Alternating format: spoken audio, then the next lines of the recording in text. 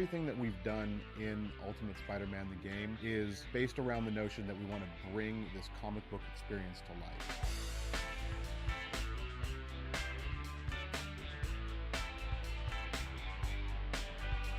This game's really about bringing you inside the comic book and showing you that world. We were looking at the Spider-Man games that we were doing and the Spider-Man games that we wanted to do, and we were working with Sony on the movie games at the time. We had originally done ones based out of the comic books, and we wanted to get back to that. And so we looked at what was going on in comic books today, and really Ultimate Spider-Man, the comic book from Marvel, was the hot thing.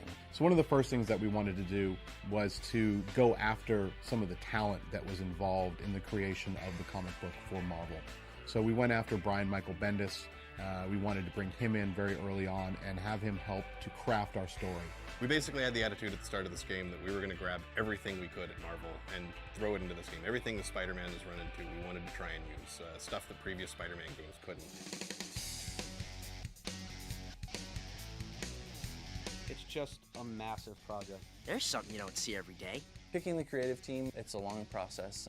It's an involved process. We have a group of around 12 to 15 animators. We have 17 programmers. We have 7 production staff members. We have 15 game designers. We have a whole team of 3D modelers who create all the geometry for the game, and then a whole subgroup of that of guys who do the 2D artwork that paint and light and make the city beautiful. And by the time this game is done, well over 100 people have had their hands on this project. Our motion graphics panel system is something that really is an immersive quality in the game.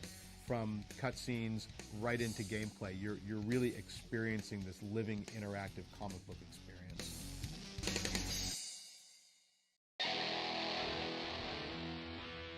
We have the biggest array of supervillains and superheroes in any previous Spider-Man game ever. One of the ones that just sort of rose to the surface through this entire process was Venom.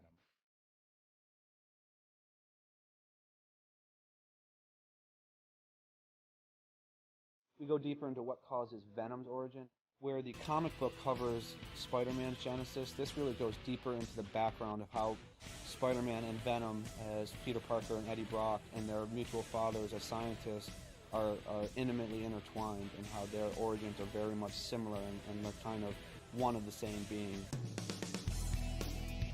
For years, we've always wanted to do more, and it's always been a really popular thing that the kids wanted. They always want to play as the bad guy, too. So like all the other Spider-Man games, of course, you're playing Spider-Man.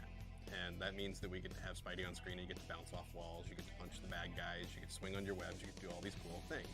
Well, the first time ever, we get to play the bad guy as well. So really, the genesis of it is there's 2 video games. There's a Spider-Man video game with a totally unique set of locomotion and combat, and there's a Venom video game with a totally unique set of locomotion and combat. We design a game around each of these guys.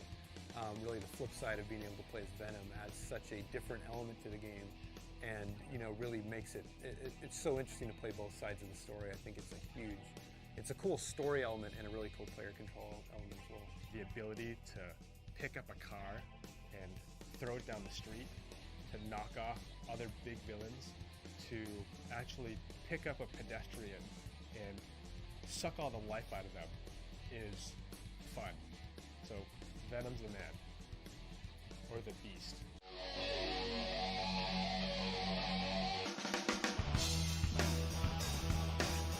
When we set out to create this living comic book experience, there were really kind of 2 things that were going to drive that for us, really kind of at the forefront. And one of them was the look of the game, as far as the look of the characters and the look of the environment. So we derive what we call 3D comic inking technology, and it's basically as if you had taken the characters out of the comic book, ripped them off the pages, and thrown them into a 3D gaming world.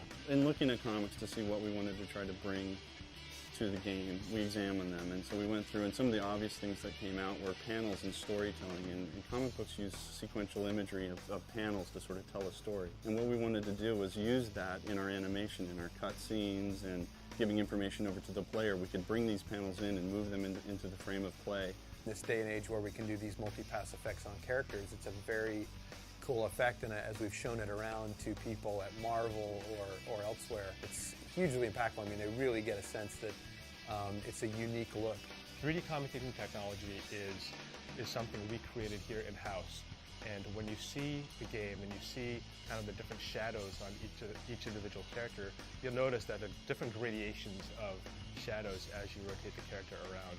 What it does is it creates this, not only this comic feel for the game, but this more immersive style that's kind of more in-depth. It really articulates the musculature of the character and the style and the shape of the character, so it's a really just cool looking effect.